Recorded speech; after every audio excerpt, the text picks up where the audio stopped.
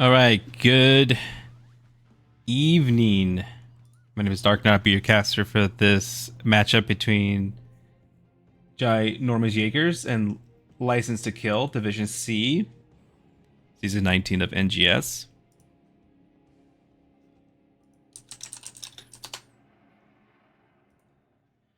Gonna get you catched up on what we did for the pregame. We'll move over to the map. Select. It looks like we're going to be going to Tomb of the Spider Queen.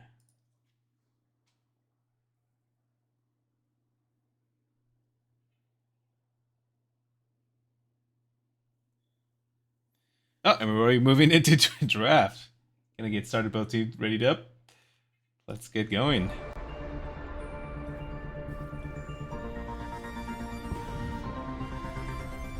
You just pulled a fast one on me. I did say caster ready, so I can't say they did that. Typically would see teams say they're ready. It's like another 2 minutes or something before they actually get going, but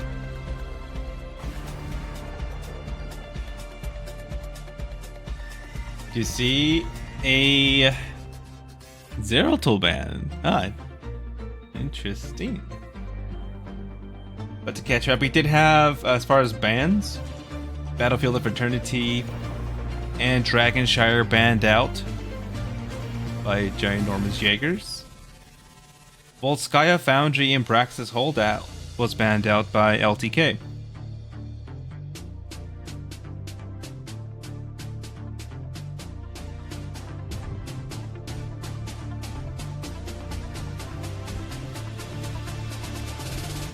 We do have the Anduin band. Anduin following the pattern of the season, I guess the past few seasons, of being one of the top either picked or banned heroes, followed by a Rhaegar ban.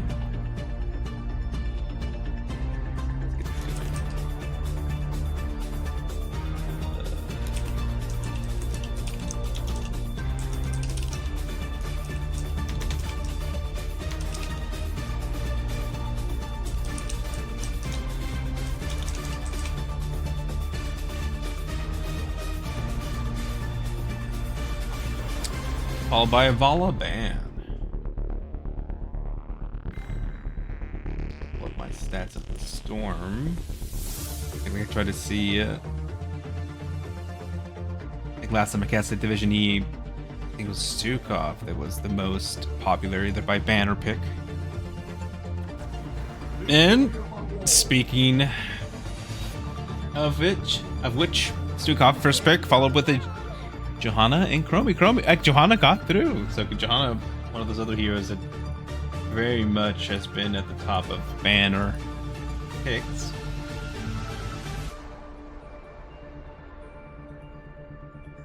I guess sometimes you forget it's a hero since it's always banned or picked.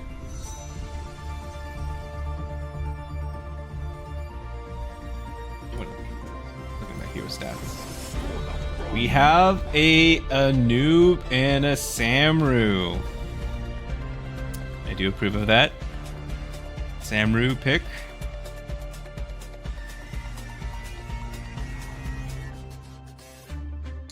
There you go. The chat disappeared, but now I can see it.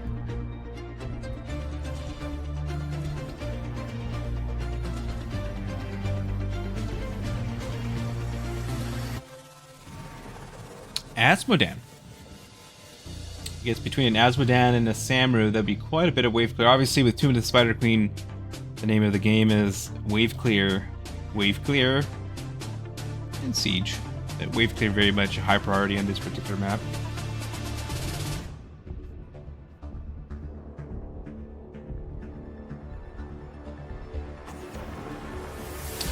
Aureole. Getting that banned. Obviously, after that buff recently, we do see a Tychus and a Sonya now being picked up. I think I need to change my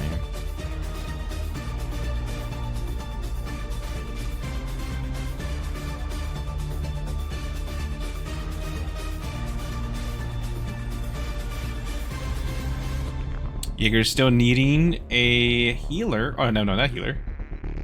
I would say 2 DPS, or maybe an offlane at DPS.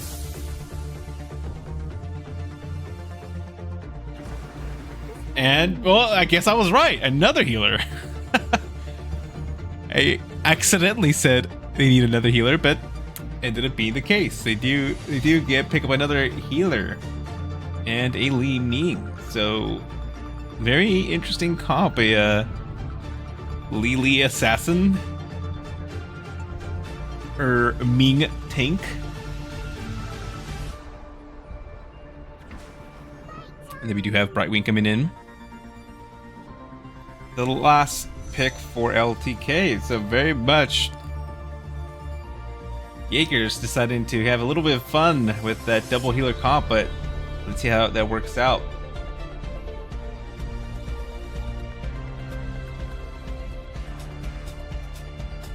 Alright, well, didn't see any swaps at the end, but looking forward to game number 1 of this series on Tomb. See you shortly.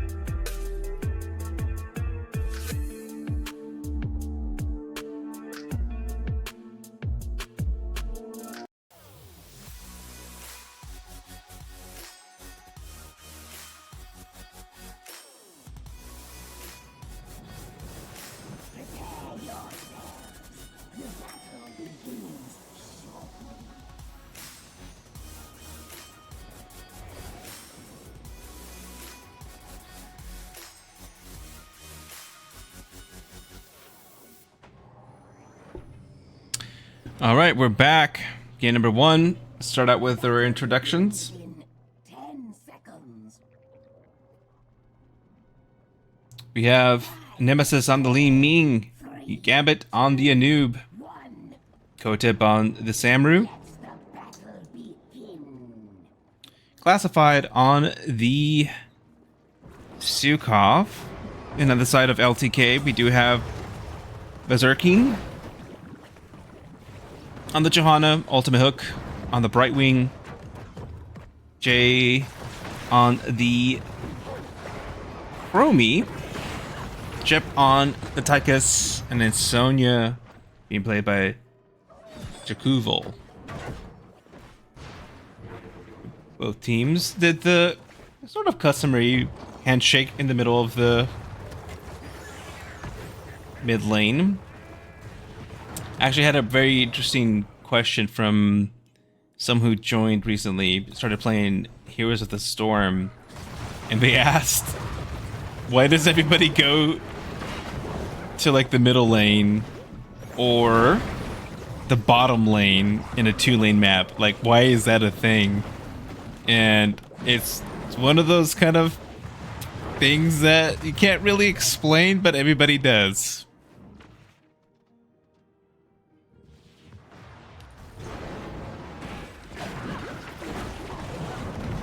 That's the best I can put it.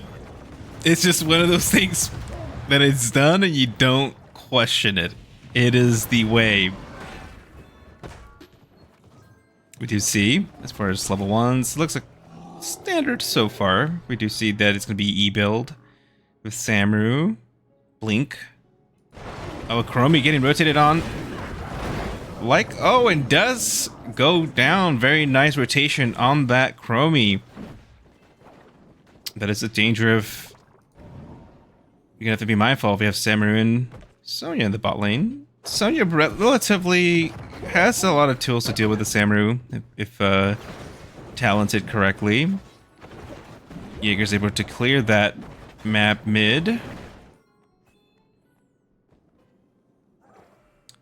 Johanna's getting most of the gems, and typically it's not good when you're... I mean, it's good because tank is pretty tanky, but it makes it rough to turn in sometimes. Right wing getting chunked down by the Li Ming. How did they clear a wave? You just hit it. Actually, I think the... Yeah, that's true. Lee Meek's not amazing at clearing waves. Stukov is, okay. A noob is not that great. Lily... It looks like this is gonna be on Samu. Honestly, I would have... I guess maybe at 10 this can happen, but... I'm surprised that Samu didn't start kind of the rotation top mid. Although Samu can't really do too much right now.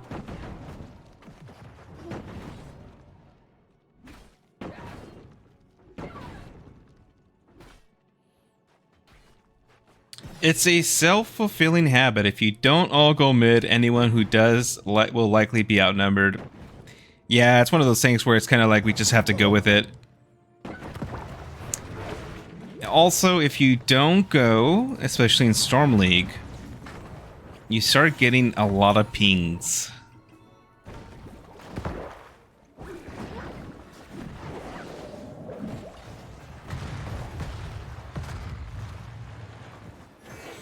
Good to see Chromie is going W build. Okay.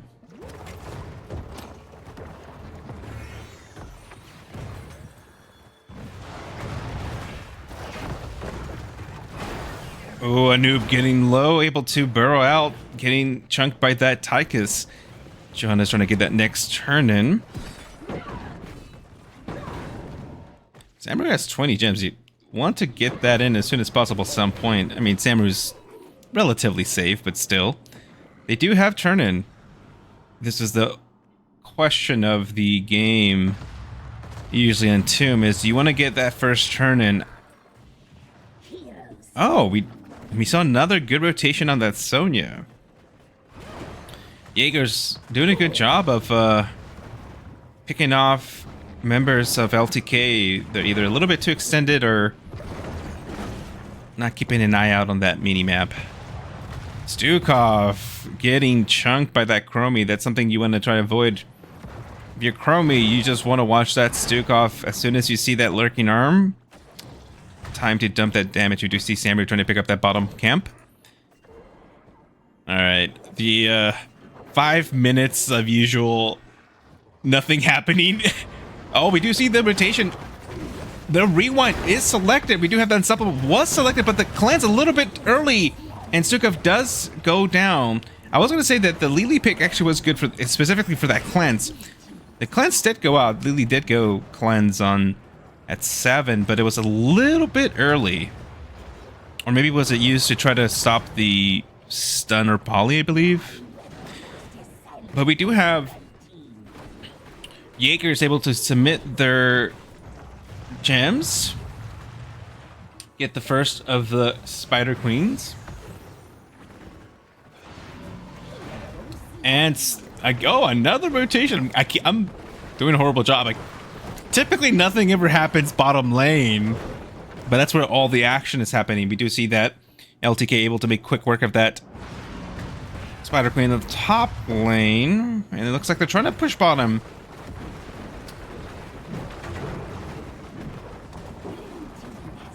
This is not horrible. Typically you want to try get value mid or top when possible, but I think with a Sonya, especially with a Samu is able to kind of push this bottom lane relatively safely, so eventually this does get to a keep. We do see now 10s online for both teams. We see right away as Cocoon was used. We see Rewind being used on the Stukov quite again. This time a little bit safer. Blessed Shield comes out. And it's not Water Dragon. I just looked at...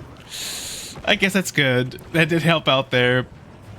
But I think we're hoping for Water Dragon. No Water Dragon. Just T. We did have Pelling Swipe, Blade Storm, Wave of Force, and Jugs. Blink, Blessed Shield, Rewind, as we saw, Loop, Commandeer Odin, and Leap. We do see Samu doing Samu things. So you're trying to pick up that camp to go along, maybe with a push of their own spiders. Johanna's this might be a rough, and this is the problem when you have your tank. Ooh, we do see the time trap being used on the Stukov, and Stukov right away being leapt on, looped, and dead. Taika's getting a little bit low. Probably going to be able to heal up. And Johanna's trying to get that turn in, but Li Ming able to delay this to some extent, having to be careful.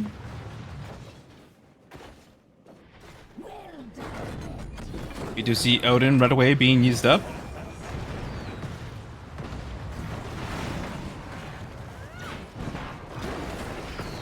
They are getting that cam.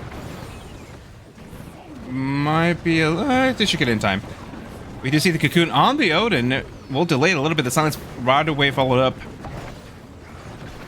But we wanted to see that water dragon. Maybe next time. But with the bottom lane so far pushed, I mean, this spider is not going to get too much, and then now they can focus top. You see Lily got slow. Johanna did go subdue it 4. Oh, the almost grouped up for that Johanna to... When you get this quest done, it's so nice. It's just obviously so hard. We do see the loop on Lily this time, but Lily was relatively healthy. Not much follow-up besides that. And with that, they are going to be able to clear with little to no damage. Bottom now in danger. Sonya will be pushing with that. It looks like the team members of Jaegers rotating down, and Sonya having to be careful. They might have Leap. Yep, there goes Leap. I actually was talking... I think a lot of times when I see people use Leap on Sonya, usually it's always to run away. And we do see the Blessed Shield. Nice follow-up. Lily and Stukov. Not what you want when you have 2 healers and both of them go down. A very good counter engage by LTK. Now they're looking to push this, get some value. So you study that bottom camp. Odin is popped. Cocoon used right away. I think the only problem, if I'm correct,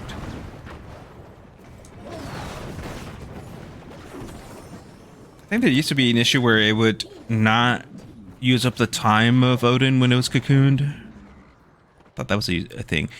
Well, during that, Samurai was able to get this turn in to get the next. And oh, Lily, very brave.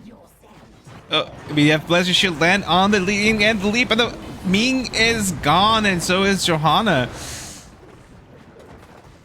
LTK set up the trap.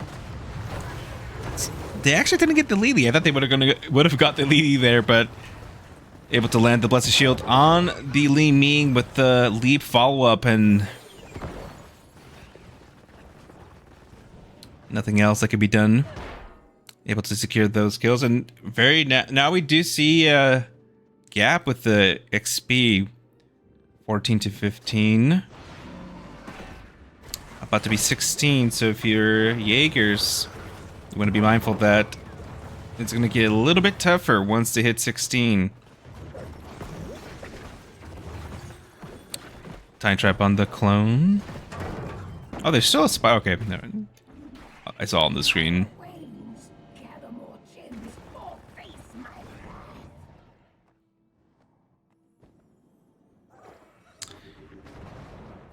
Although you can do quite a bit of work here with Sam, one of the bad things is because it's a smaller map, you can't go too far into push lanes without the opposing team be able to respond. Sonya gets stunned but able to walk away. We do have now 16 online for LTK, and with that, I imagine Jaegers are going to have to back off.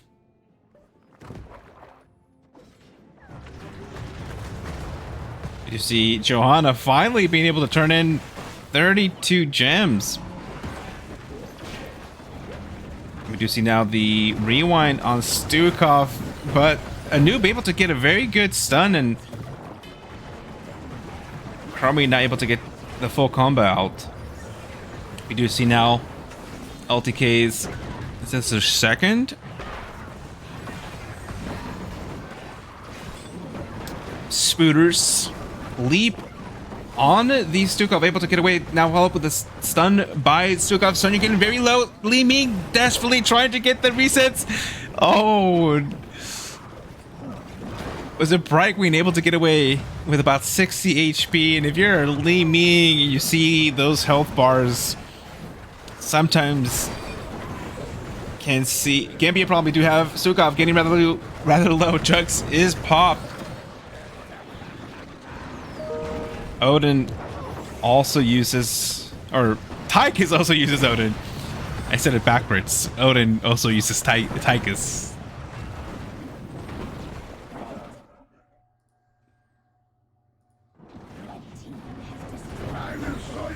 And Stukov getting really low and does go down, followed by a noob.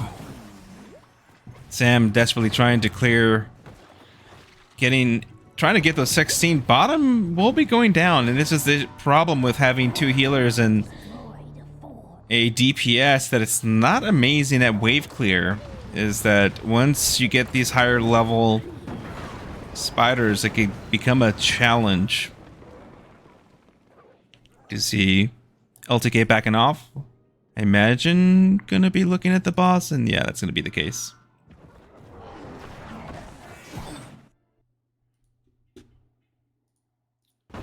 This should be relatively uncontested.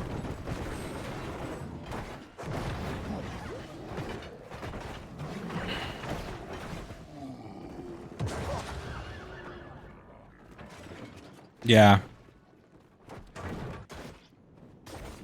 It's a very good point, Hector. That's something that I always tell people, that when you look at kind of like this, well, how they used to release notes on heroes, and they used to talk about scaling, etc., and so on.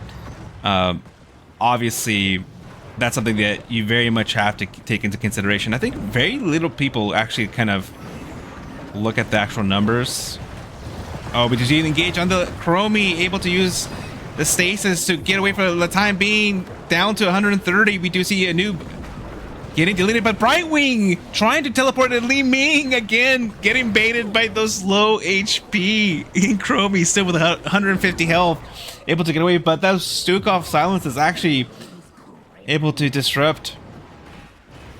Ooh, we do see the slow now on the Lily. And Lily tank, right? Oh, Samru trying to do something cheeky, trying to find that Chromie and not able to get the Chrome. Oh, Chromie got away. Blue team has destroyed a fort. Jep and why not damage? Let's see, what's the damage looking like? Do you see? Yeah, 56k, but so far. From Chromie and the Tychus, leaving with 43k, so not too far behind. Obviously, there is going to be a difference with the damage because of the, obviously, two healers. You just see 20s online for LTK. We have Invisible Friends. Upgrade all. We have the leap right away being, sorry, the loop being used on, we have double loop. And Li Ming able to pop Jugs, but now a noob also getting low. Silence coming out, able to provide some peel for the time being. Sonya did use Ignore Pain. Big Ray button also selected. Now, Ginormous Jaegers, those silences have been actually very good. Although Stukov has been the target of a lot of the engages. When he's able to put those puddles down, it makes it kind of rough. They did get another turn in, but just because they're so far behind, they ain't able to get too much push with them, and it's likely these are gonna obviously die before they even reach any structures. But at least for Jaegers, you're just trying to get some of that soak, and so this is some, yeah, we have a noob trying to get that soak. You're about a level behind.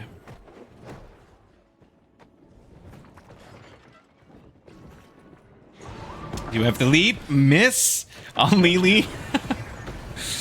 I don't know why Lily's fast feet in animation. I don't know what. I always find it very just kind of humorous, very ridiculous. Especially when you're trying to chase the Lily, and just Lily just has the fast feet and just running around, and you're just not gonna catch. We do have the next turn in available for LTK. Oh, we do see a gank potentially, and they're not gonna go for it. I think it's still maybe get one up here. They're gonna have to respond to this. There you go. Tychus is checking bushes.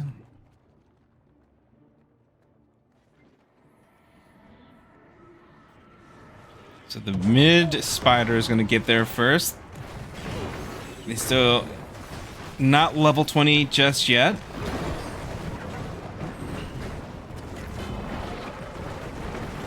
Oh, I mean, that's a Sam. I was like, yeah, that's a Sam. You don't want to loop a Sam unless they already used their clone, and then, yeah. But even then, you can clone and then switch. So, I don't know if that was a misclick.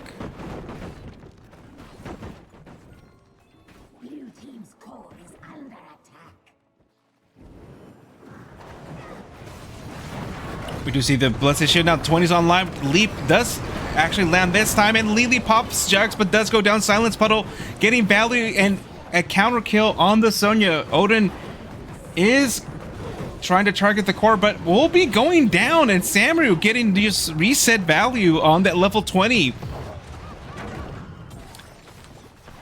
And now they're trying to give chase to that Chromie and Li Ming.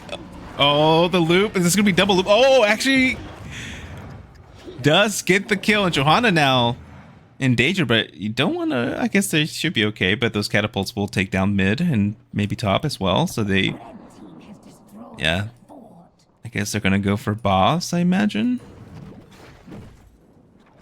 It looks like LTK maybe. I'm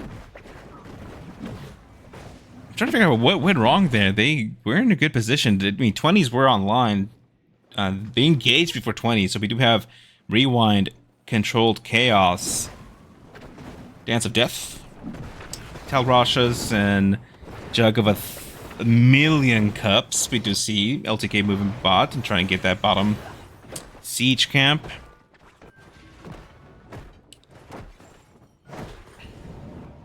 Samru trying to get some of those catapults out of the way.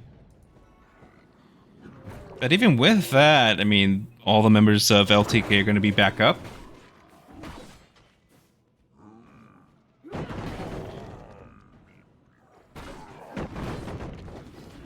Looks like they are looking to maybe invade. Sonya able to spin and sidestep. We do see the pings being called out. I mean, it's 21 minute. It'll probably take maybe a tower or two, if that. Yeah, if you're Jaegers, you want to start getting a keep or something down to help relieve some of that pressure. You do see the members rotate down now to maybe try to. If you want to be, you don't want to be. Oh, we have the rewind.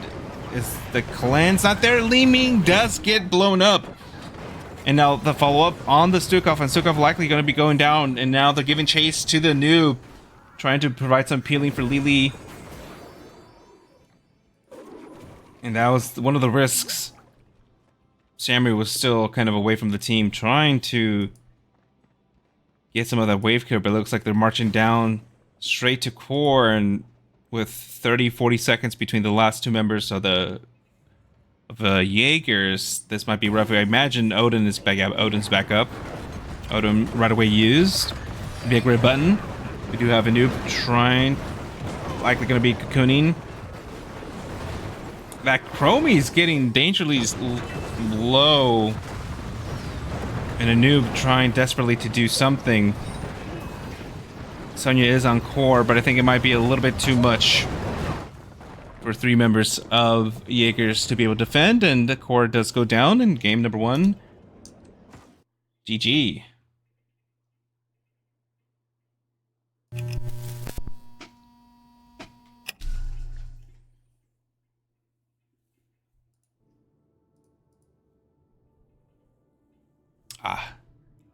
wonder why my... I forgot I wasn't in full screen mode. There you go. Here's some of the stats for the game. 17-13 in favor of LTK. Get at the damage across the board. Chromie with the top damage, followed by Li Ming, Tychus, and Johanna. You always forget that Johanna, although doesn't have amazing kind of other tools like some of the other tanks, damage is never something that Johanna lacks. Able to do quite a bit of damage, followed by the Samru. As far as healing, not surprising. 2 healers, but Brightwing held their own. 90k. Not surprising again. Samru able to get quite a bit of soak. Looking at the talents. Is he standard E build? I do like that, but it seemed like at times it was difficult, especially with the 16. I think maybe getting the diamond skin or maybe the Q upgrade might have been a little bit more value here. Having that extra link distance probably would have helped got that Chromie, but it just seems like that extra little damage or survivability was lacking. So we definitely go kind of a Q build with the no water dragon. We were so close to having a Lily water dragon game. Everything else looks about standard. I think the loop got quite a bit of value. I think very much if we look at the kill count, I think Stukov was very much the target of those quite a bit. Yeah, 6 deaths on Stukov, unfortunately, but very good execution on the part of LTK.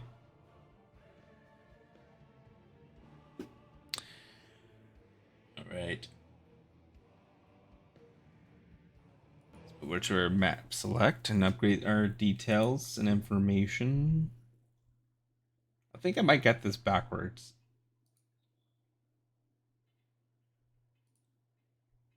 Yeah, it was LTK that chose Tomb.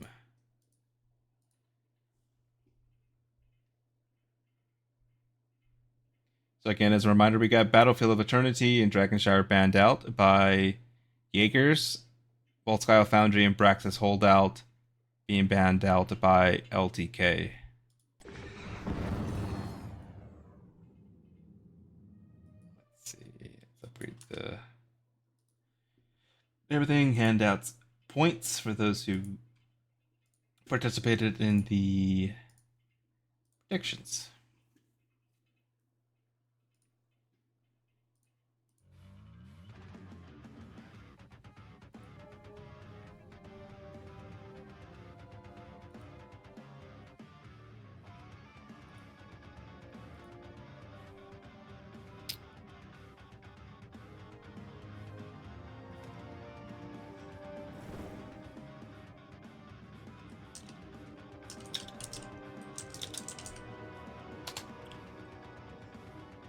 Looks like we have the next lobby up.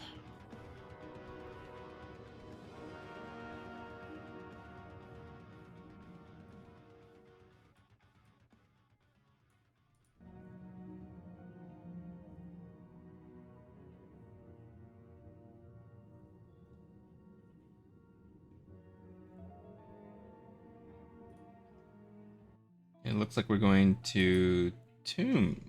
Not Tomb. We just gave him Tomb. Garden of Terror. Looks like it was this time chosen by Jaegers.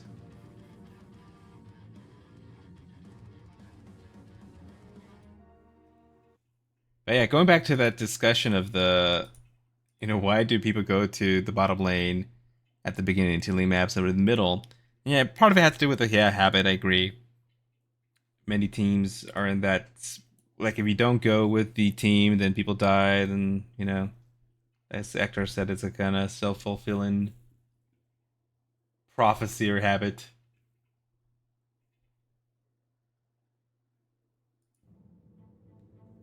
But it was just something to answer someone who was new to the... Oh.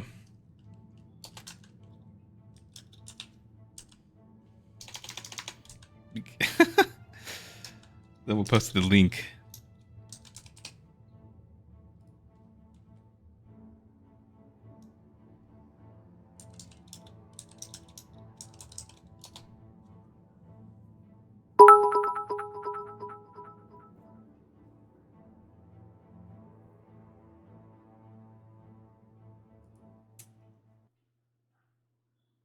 Zerkeen, thanks for the follow. I'm having to help out one of the captains with the complicated task of lobby link in the channel for the team. LTK hadn't joined, and I realized that the link wasn't posted in the NGS channel. Looks like they're joining up now.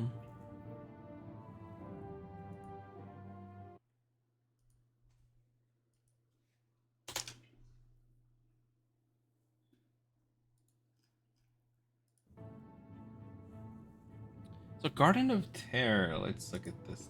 As far as I'm trying to look at the stats of this particular map. Battlegrounds in Division C. So in Division C. Wait. In Division C, there's been 13 games. The most played map in Division C is Braxis Holdout. I think that's a first. That has to be a first in a while. It's either one or two teams that very much like that, and it's never banned. Because that's, if I look at all NGS, I'm very sure that's not the case. Yeah, in all NGS, it's Infernal Shrines is the #1 most played map with 110 matches, followed by Tomb of the Spider Queen, then Towers of Doom, and then Battlefield of Eternity. Braxis Holdout is actually in the middle.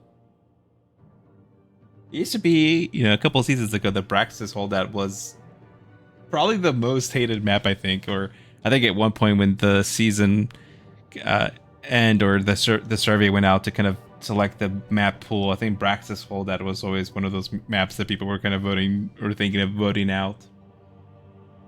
But this season actually in the middle, with 50 games have been played in all of NGS. The least played map is Sky Temple with 17. Very much interesting. And the second least played map is Garden of Terror. And again, this is in all of NGS with 34.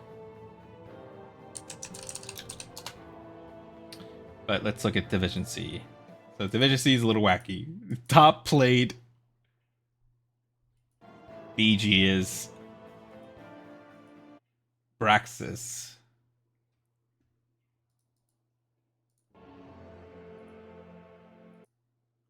Then it's followed by Infernal Shrines and Tomb.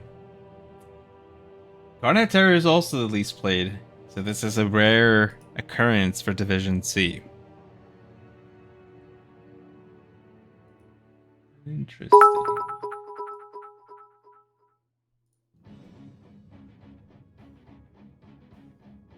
Alright, it looks like both teams are finally in.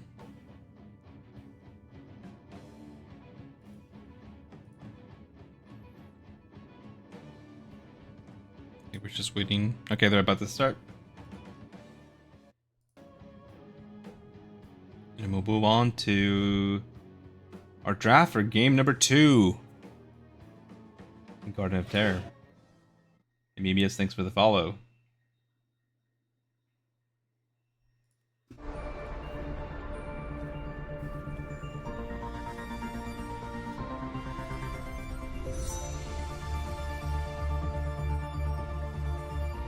I imagine Samuru is going to get banned here, because this is probably a lot better map for Samuru.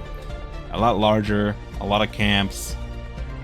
Although Samuru did well in Tomb, I just think that it's such a small 3-lane map that's, pretty much quite almost like a 2-lane map, and you can't take advantage of the kind of the rotation that Sam can provide and being able to soak safely, etc. on Tomb.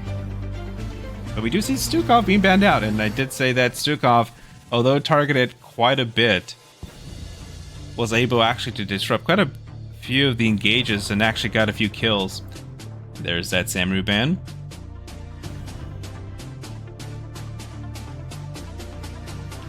I would say Chromie likely going to be banned. Chromie was also able to get quite a bit of damage out, and with that loop, able to secure quite a bit of kills for LTK. We see the Sonya. Guess that leap is something they don't want to deal with. We do see Anduin right away being selected.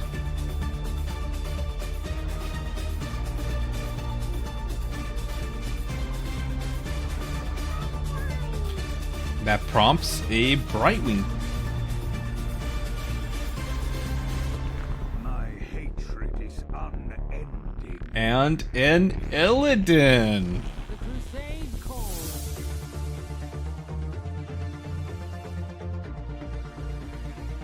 We see Johanna. So Johanna again goes through.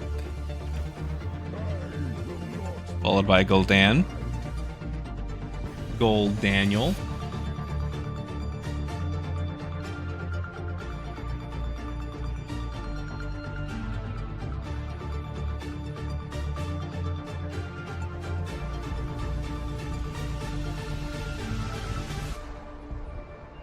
Have to worry about an Uther or anything like that, so I don't think it'll ban that, but still probably would ban some sort of stun Leo. So in Illidan, you don't want stuns. They do ban the Abba.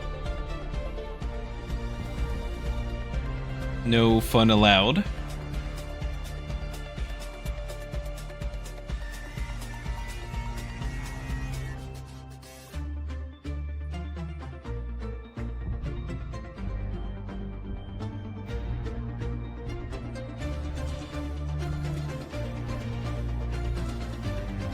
Another Lily, so we're gonna see another double healer again.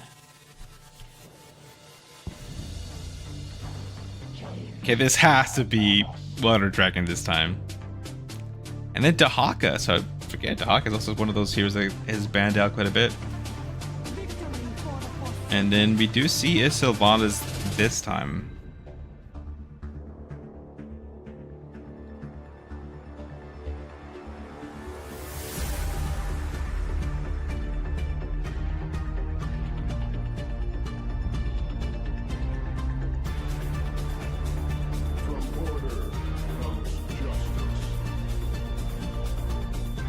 Then a Tassiter.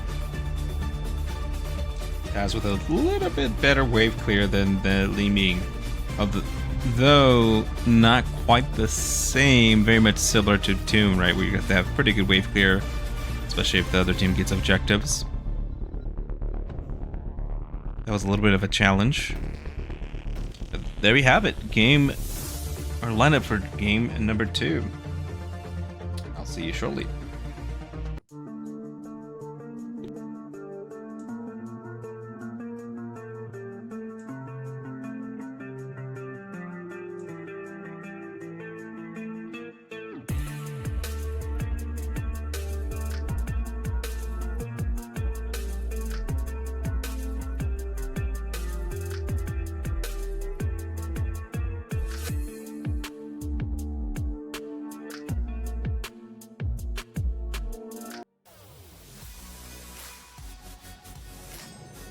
The battle begins shortly, heroes.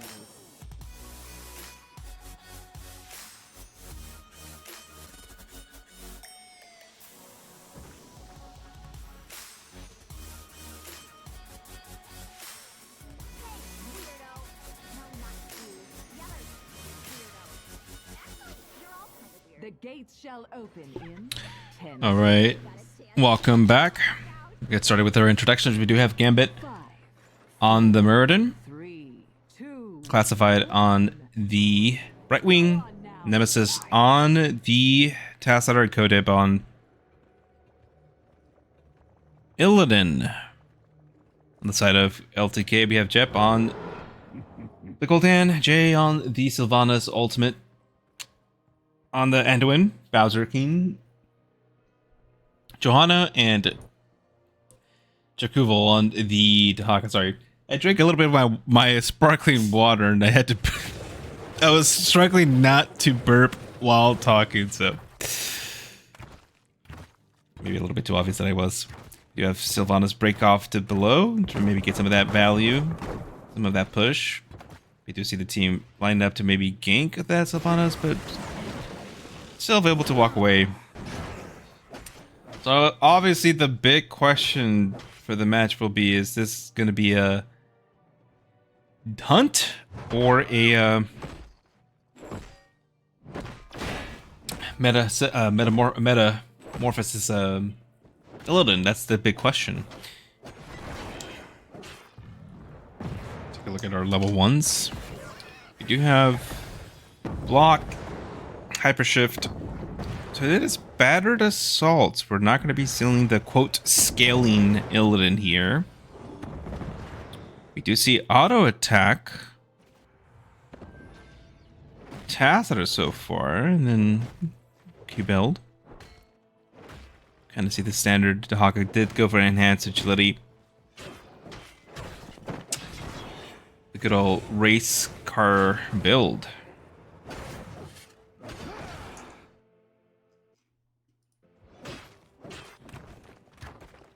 Sylvana's getting that siege camp out, and oh, Goldal's getting kind of low there. You're just in time for the seeds of my vengeance to sprout. Jaeger's able to get their bruiser camp with the first of the tributes bottom, favoring the side of LTK.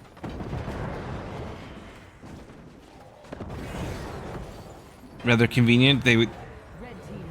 Oh, we do see the Illidan go down versus Dahaka, so Dahaka able to win that duel, at least for the time being. We do know Illidan does get stronger as the game go on. And with that, it looks like LTK is going to be able to secure that first seed.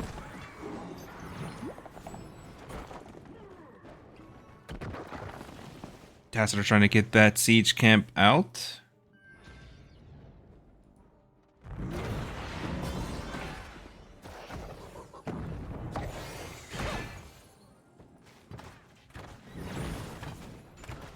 Right away, we do have LTK moving over to get their own bruiser camp, and again, this time as well, the next of the attributes will be showing at this point here. So, favoring the side of Jaegers this time around. You see Brightwing dueling Gul'dan. I don't think a match that, at least for the time being, because of the scaling, pretty even at least. We do have now the rotation onto the Illidan. The drag by Dahaka on the Mura, but going to be obviously relatively safe. Muradin getting a little bit low, able to go toss out. We do have the next seat up. Sylvana's being cut out by outside of that wall, but not much as far as danger. And Illidan getting a little bit low, able to use evasion for the time being. Muradin being tongued, rooted, but still able to walk away. Illidan trying to dive in to get some damage, using able to use evasion at the last second. Getting rather low. Looks like they're gonna have to do a full back. The whole time, actually, Gul'dan was not even there. So, as far as trading, very good value. Gul'dan able to get some of that soak, and it looks like they're just gonna try to get some. Oh, we see Dahaka do the dig behind the team, able to get the tongue, I believe, on the Brightwing and secure that kill. So, not an ideal scenario for Jaegers. Not only did you not get that extra soak that Gul'Daniel got, but also lost the seed on your side of the map.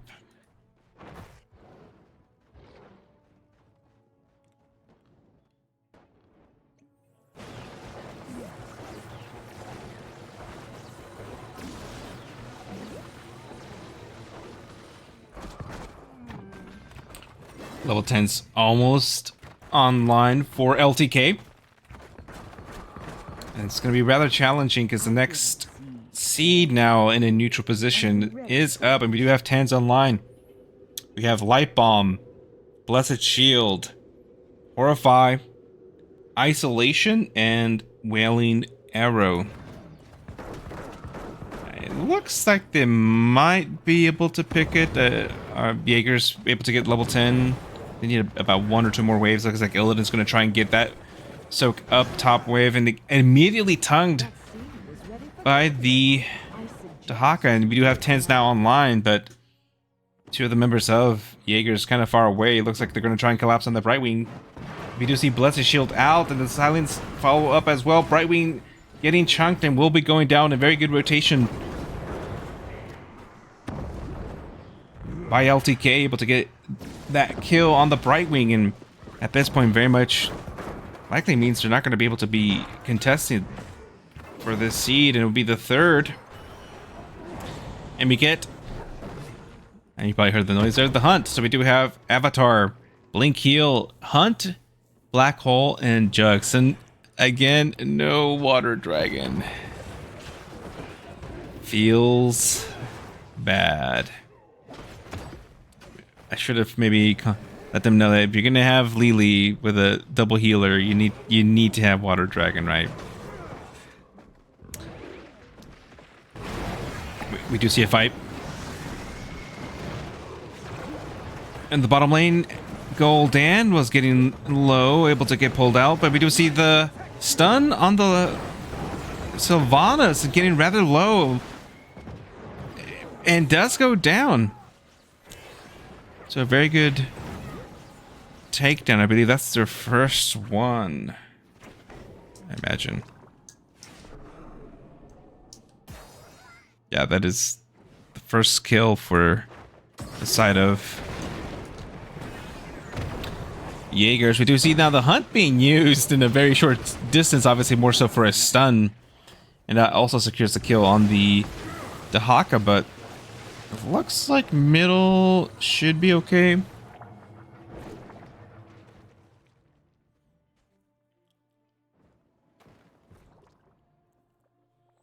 We do see Sylvanas trying to make work of that bruiser camp. Gul'dan trying to snipe bottom fort.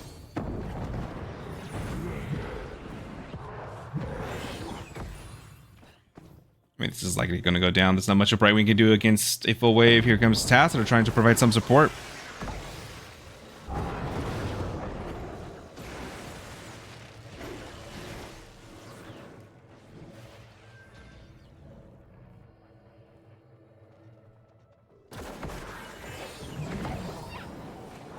You see Muradin trying to look for a stun, not able to land. We do see now Jugs being used with Black Hole, but not much damage to follow up that. We do see Blessed Shield now. Sylvanas trying to look for a flank, but maybe not having second thoughts when confronted by the Muradin. We do see Hunt heard Hunt being used. The Hawk trying to guide that top bruiser camp, and it looks like should be cleared before that top fort goes down, but we did see bottom fort. I mean, it only had like 50 HP, so not surprising.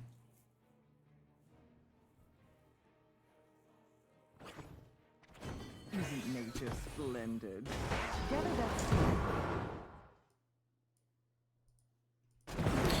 We do see good engage there. We do with the Lily and the Muradin going down. By the way, they set their sights on the middle fort. Red team has destroyed a fort. So now opening up the map a bit, about a little under level. They do rotate on the Illidan and the Tassadar. Do get the Blessed Shield Light Bomb combo, and Illidan, not for 10,000 years, but for at least 30 seconds, will be in the Nexus prison. Team has destroyed a fort. Soon we'll have another seed to gather, heroes. It won't be long now. Always gotta fit in an Illidan joke at least once. 10,000 years.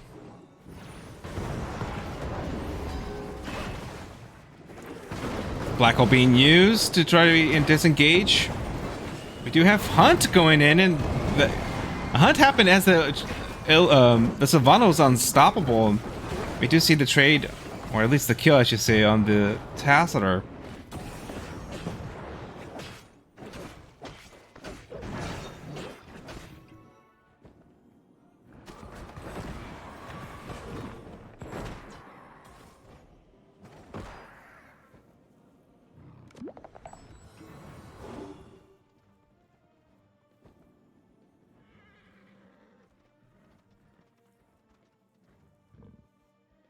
And they get their second seed. So now, oh, Brightwing's in a little bit of a bad spot. Let's see if they're going to be able to blink away, but maybe in a bad spot. Does get the tongue landed by the Dahaka, and down goes Brightwing.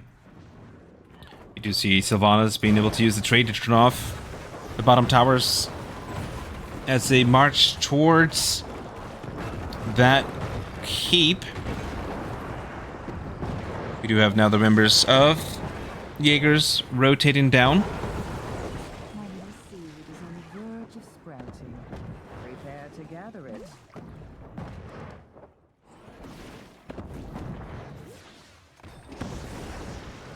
Murden does get the tongue landed on and having to use Avatar, but silenced and then quickly gets melted.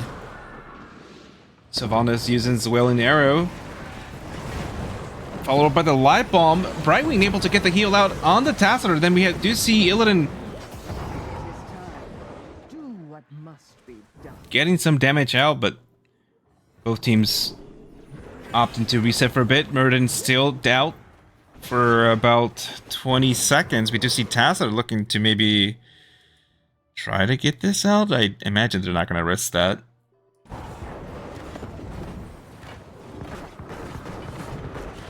Now both the Siege and the Bruiser Camp being picked up by LTK. And then they rotate. It looks like Murden will be there in time. Brightwing's bottom, but likely going to be able to Z up. The tongue again on the Murden, and this time Brightwing comes in. Brightwing's in a little bit in a bad spot, but the Haka getting low, able to borrow for the time being. Use Essence to get back up, and the Gul'dan rotated kind of like in a flank position, and the stun landed on the Sylvanas. We do have the horrifying two members of Jaegers. And Illidan desperately trying to survive, does get tongued again by the Dahaka. Dahaka very much was able to get some very good tongues. And we do see Gul'dan finally go down, and the stun on the Dahaka, but able to walk away. And so that 2-level difference definitely saved Dahaka there. Red team is destroyed. But during that team fight, we do see the Bruiser Camp able to secure the bottom keep. So at least a partial win for LTK. Gets them a little bit closer to level 20. So Jaegers find themselves again in a going to be a rather difficult situation where they're likely not going to be level anywhere close to 20. We do have then the next objective actually favoring the side of LTK, and this will be the third as well. I imagine they're likely going to have to concede.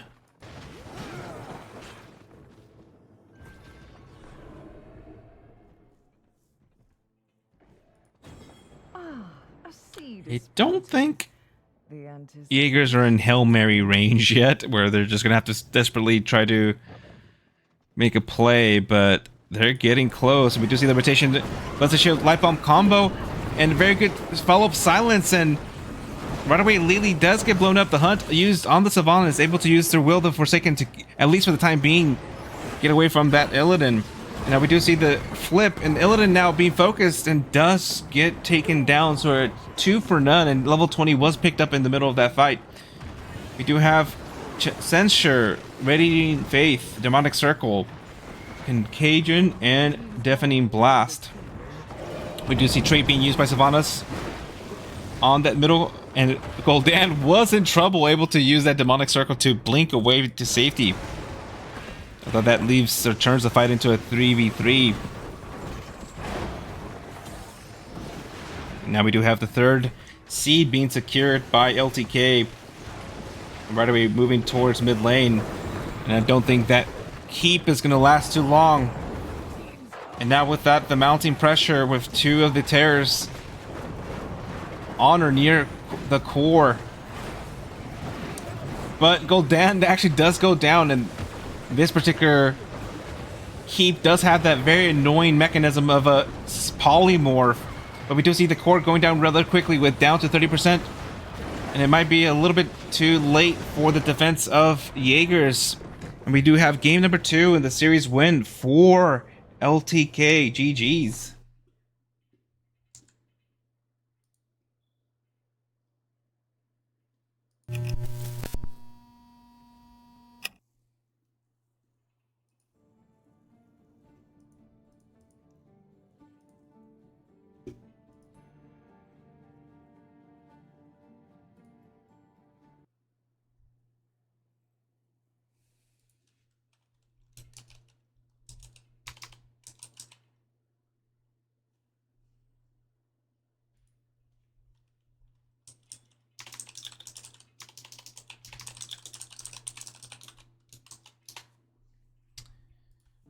Let's see. Looking at some of the stats, trying to see if we can get an interview.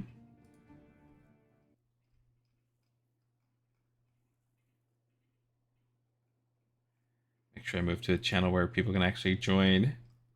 We have some of the stats there. Sylvanas and Gul'dan able to do quite a bit of damage this time. I guess the big challenge again was the double healer. And again, we should have seen that water dragon. We all definitely deserved it. Alright, looks like we're gonna have at least one member. Let's see.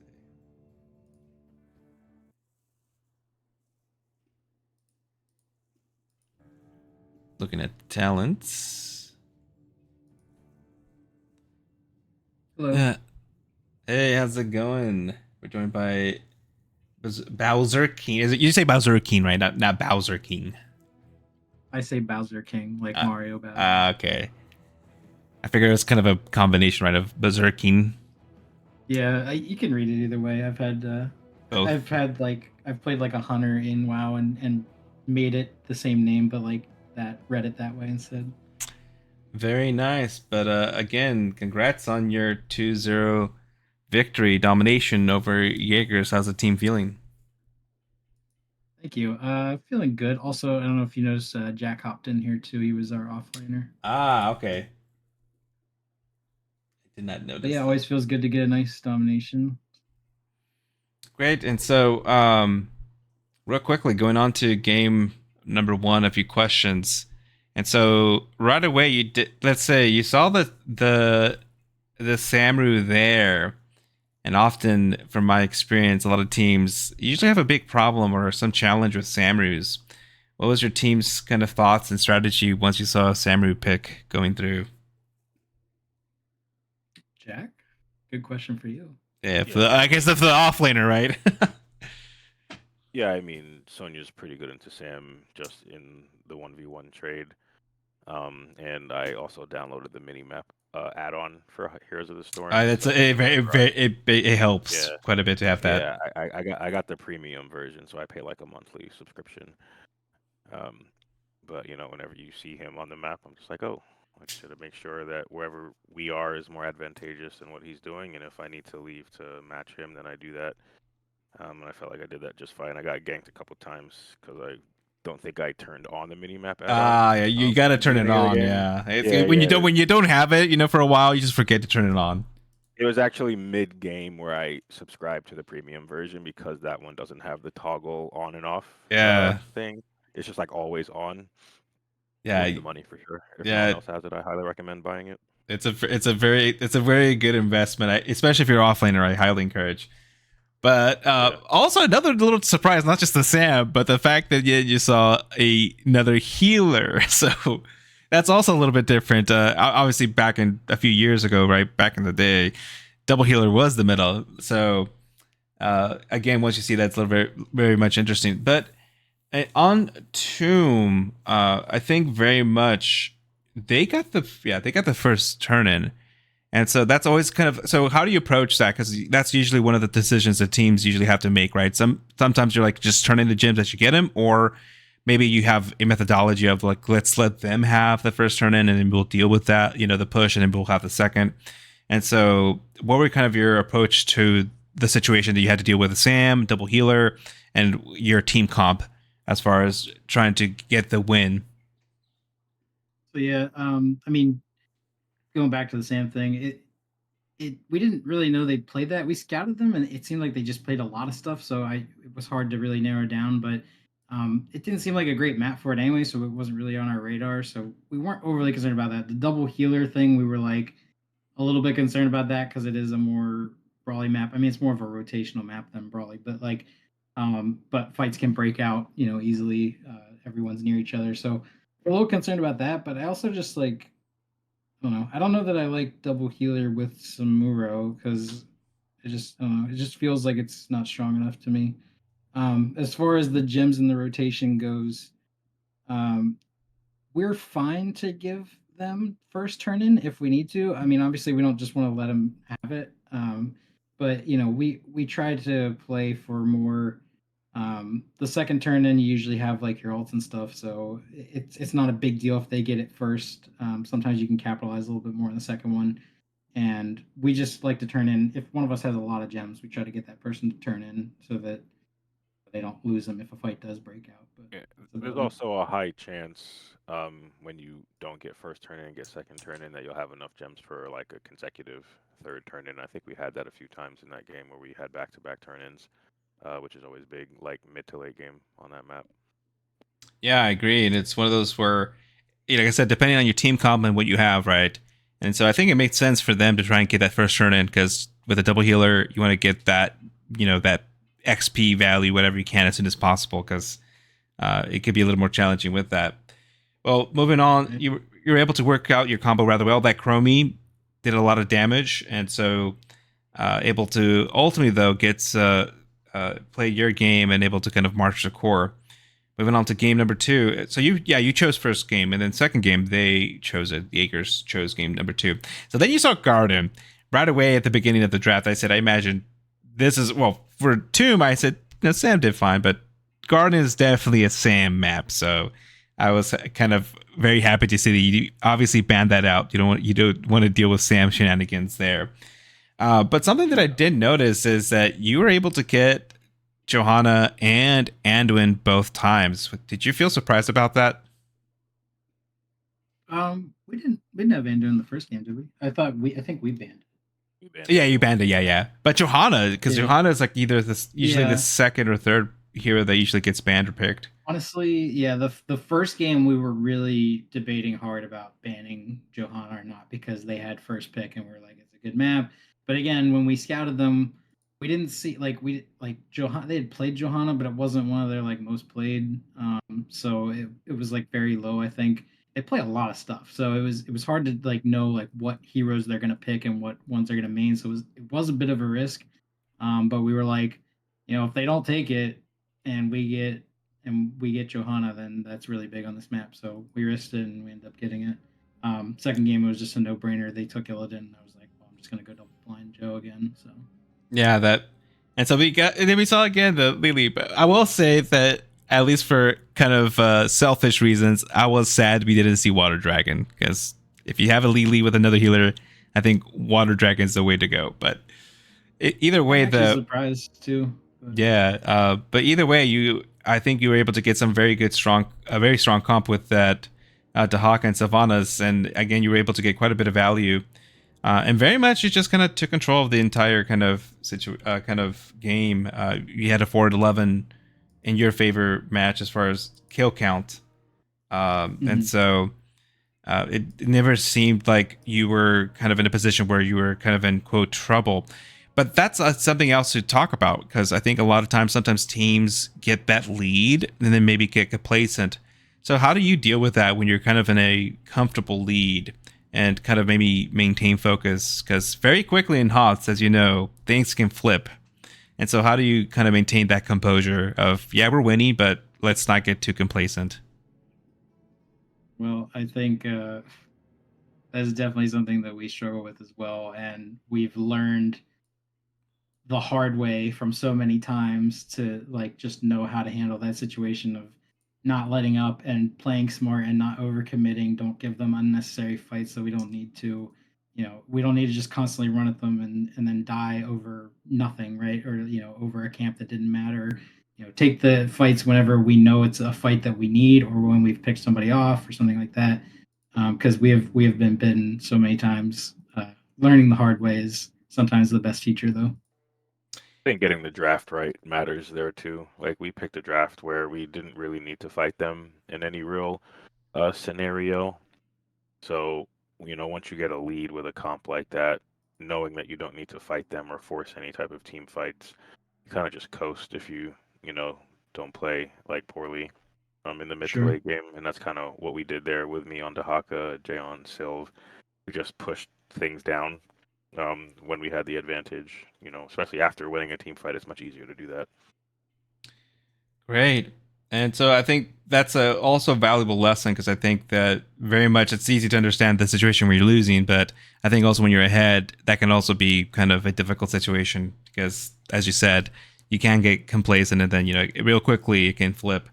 But either way, I think there was a few times, if you go back and watch the VOD, where there were situations where you maybe could have been caught out, but it looks like you kind of didn't move that way. If you look at the VOD, there's a couple of situations where if you went a different pathway, there was a potential for Jaegers to actually have maybe had a fight that favored them. But I think maybe the invisible hand kind of guided you away, or just whatever comms were happening, you're able to make some good choices there. But anyways, you're able to get another garden objective and march straight to core and secure again your 2-0.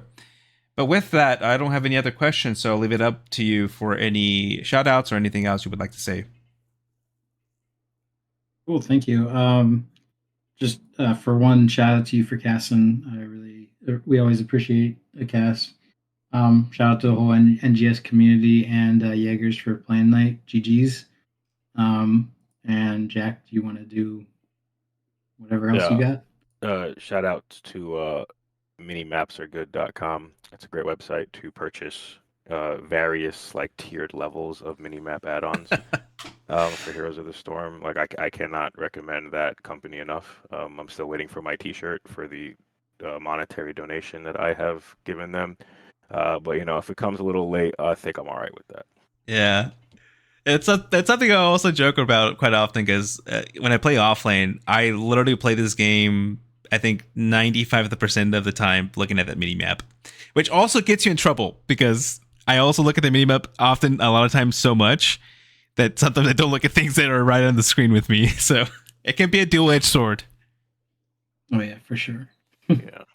But anyway, I wasn't joking though. Also shout out to just our LTK organization in general, because it's a pretty big organization, great people, and our coach Dutch for always helping us out. So yeah, I didn't make the connection because I saw License to Kill, and later on, like, oh, it's LTK, because I've seen the LTK teams. Usually it's LTK, with the kind of the last kind of suffix of the team. So it's like, oh, yeah, this is the LTK team. So we're like, we were the only one this time, so I was just like, in the off season, can we just get rid of our little subtitle and just be Licensed to Kill? Just easier, better. Great. Yeah. Well, anyways, again, congrats. Enjoy the win with your teammates, and again, look forward to maybe casting. I think there's about 1 or 2 games still, correct? I think there's 1 regular season game left in our group. I think 1 week left, and then whatever happens with playoffs. Yeah, because I believe your division is going to be pretty much everybody gets in, correct? If I'm not mistaken, because of the weight. It's a lot. I think there's like 11 teams, and it's like 8 of us that get in or something. Oh, that's right. Yeah, yours is like the A1, okay. But it's double round robins, or partial double round robin. I forget. No, that's E. I forget. There's a lot of crazy setups this particular season. But anyways, thank you again, and congrats. Sure thing. Thanks again for casting, and thanks for the congrats. Yeah. All right, thank you. Have a good one. Have a good one. All right, and with that concludes our cast for this evening. I'm trying to see if I can move you off to another channel, looking at real quickly who's still on. I believe there was someone else from NGS that was casting another match. I believe it was Kalamasi. Yeah, Kalamasi's casting Storm probes. I don't know if it's in blue in the beta males. And oh, this is for heroic division. Okay, so it looks like that is being casted. Okay, great. So I'll be passing you off to that. Otherwise, thank you very much for joining me this evening.